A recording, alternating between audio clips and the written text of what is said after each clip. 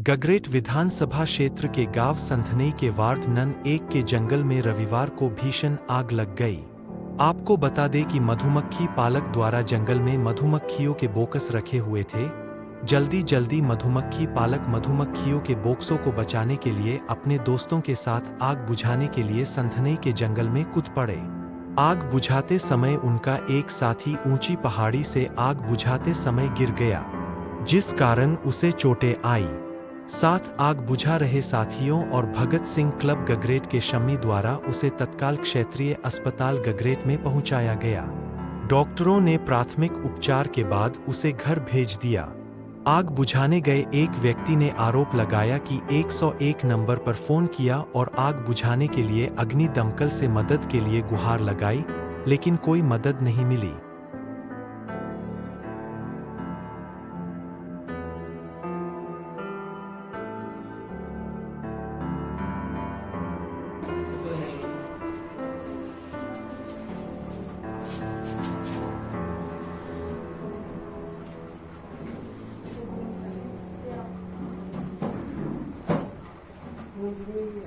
अभी यहाँ पे हमारे साथी पहुँचे हैं, परंतु हमने बहुत कोशिश की, बहुत ज़्यादा ही कोशिश की है, परंतु हम सिर्फ नीचे नीचे की पहाड़ी की आग को ही रोक पाए हैं।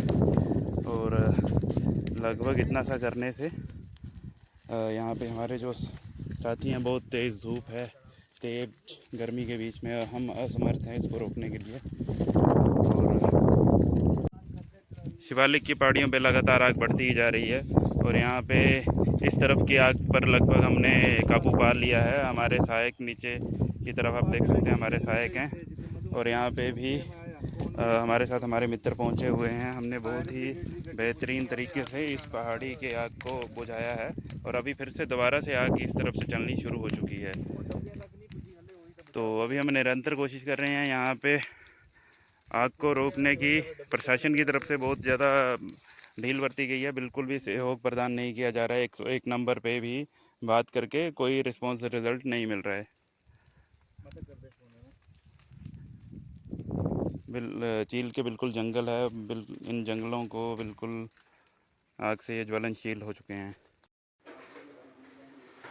पहले अपना नाम, अपना परिचय बोलिए। हेलो, मेरा नाम पारस है। जैसे कि मुझे पता चला हमारे क्लब के थ्रू कि यहाँ पे जहाँ पे हमने मधुमक्खी रखी थी वहाँ पर आग आने के ज़्यादा चांसेस हो रहे थे। वैसे ही हम वहाँ पर मेरे साथी और मैं आग बुझाने के लिए गए।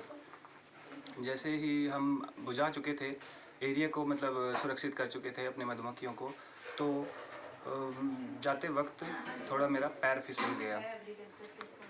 ऐसी आगे मेरी ऐसी इच्छा है कि ऐसी आगे लगाया ही मत करिए। अगर आप लगा रहे हैं तो उन्हें बुझा भी दीजिए। तो मेरा नाम अनुभव सूद है और मैं ग्राम पंचायत अम्बोटा का स्थायी निवासी हूँ। आज सुबह लगभग 9 बजे सगनई गांव में जंगल के बीच शिवालिक की पहाड़ियों पे तेज आग शुरू हो चुकी थी। तो हमने फायर ब्रिगेड 101 नंबर पे कॉल किया, तो हमें वहां से किसी प्रकार का कोई सहयोग नहीं मिल पाया। लगभग 1 घंटे में आग बहुत जगह फैल चुकी थी। जब आपने उन्हें फोन किया तो उन्होंने क्या जवाब दिया? उन्होंने ये जवाब दिया था कि देखिए, अगर तो वहां पे सड़क लगती होगी तब हम बुझा सकते हैं, अदरवाइज हम नहीं आ सकते। मैंने उनसे ये अपील की कि आप हमें सिर्फ गाइड कीजिए कि किस तरीके से हम यहाँ पे जल्दी से जल्दी आग को बुझा सकते हैं। जैसे मैंने सुना था कि अगर हम नीचे से आग लगा देते हैं तो आग ऊपर जाके मिल जाती है और आग बुझ जाएगी। तो लगभग 2 घंटे इंतजार करने के बाद मुझे किसी प्रकार की कोई सहायता नहीं मिली। शहीद आजम भगत सिंह क्लब को मैंने संपर्क किया तो वहां से शम्मी जी आए और उन्होंने हमें यहाँ पे सहयोग प्रदान किया। साथ ही साथ मैंने अपने अम्बोटा गांव के सहयोगी साथियों को साथ लेके हमने जंगल में आग बुझाने की कोशिश की और काफी हद तक हम आग बुझाने में सफल भी रहे। गांव के प्रधान ने आपका कोई सहयोग किया? जी, वहाँ पे हमने सगरई गांव से जो प्रधान हैं उनको मौके पे फोन किया, तो वो तो स्वयं उपलब्ध नहीं रहे, परंतु उनके पति जरूर वहां पे आए। परंतु जैसा मैंने आपको बताया कि आग बुझाने के लिए हम 5 से 6 लोगों ने खुद मिलके आग को बुझाया, काबू किया।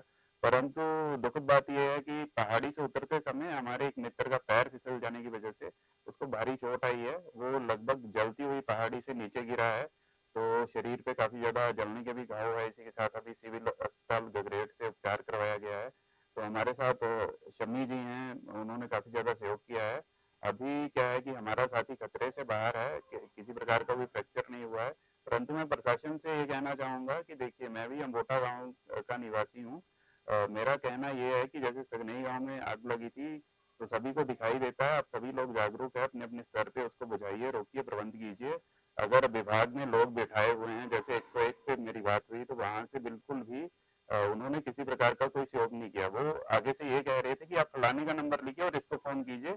इसको ये कहिए कि यहाँ पे गाड़ी उपलब्ध नहीं है फायर ब्रिगेड की और तुम आओ और यहाँ पे आके आग बुझाओ। तो ये देखिए, ये किसी ग्रामीण की ड्यूटी नहीं है, ये अधिकारियों की स्वयं ड्यूटी है कि वो अपने विभागों में जानकारियां दे, फॉरेस्ट को, पंचायत को, कि वहां जाइए, आग बुझाइए, कुछ भी करिए। क्योंकि वन विभाग की तरफ से आपको क्या सहयोग मिला? देखिए, वहां पे अभी आप खुद जाके भी देख सकते हैं, वन विभाग की तरफ से एक वहां पे अधिकारी पहुंचे थे, परंतु मैं कुछ कह नहीं सकता कि क्या हुआ होगा, क्या नहीं हुआ होगा, क्योंकि जैसे ही हमारे साथी पहाड़ी से गिरे थे, हम निरंतर एकदम से सरकारी अस्पताल गगरेट पहुंचे और उनका प्राथमिक उपचार करा के अभी घर पहुंचे हैं। अब प्रशासन से क्या चाहते हो आप? हम प्रशासन से यही चाहते हैं कि वहाँ पे जो आग है उसको नियंत्रण किया जाए। प्रशासन की जो जिम्मेवारियां हैं, प्रशासन उसको निभाए, अदरवाइज फिर अपनी ड्यूटी ना करे। अगर उनको सलाह मशवरा ये देना है कि तुम ऐसा कर लो, तुम वैसा कर लो, तुम्हें फलाने का नंबर देते हैं, तो फिर दफ्तर आने की जरूरत नहीं है। और मतलब अ, सभी को पता है कि क्या करना है, पर मौके की बात यह है कि करना किसको है। आपको प्रशासन की तरफ से जैसे जो भी सरकारी दफ्तर हैं, जो सहायता बनाए हुए हैं, कक्ष बनाए हुए हैं, वहाँ से आपको निराशा ही आप निराशा की, देखिए, मैंने पहली ही बार 101 फायर पे कॉल किया गया है। तो मैंने ना कभी पहले किसी प्रकार का सहयोग मांगा, आज पहली बार सहयोग मांगा और मैं बिल्कुल असमर्थ हूँ इनके दिए हुए सहयोग से। इस वजह से मैं तो यही कहूँगा कि जो फायर ब्रिगेड है उसका मुझे मतलब नहीं समझ आया। अभी तक फायर ब्रिगेड का कोई अधिकारी वहां पर नहीं पहुंचा है।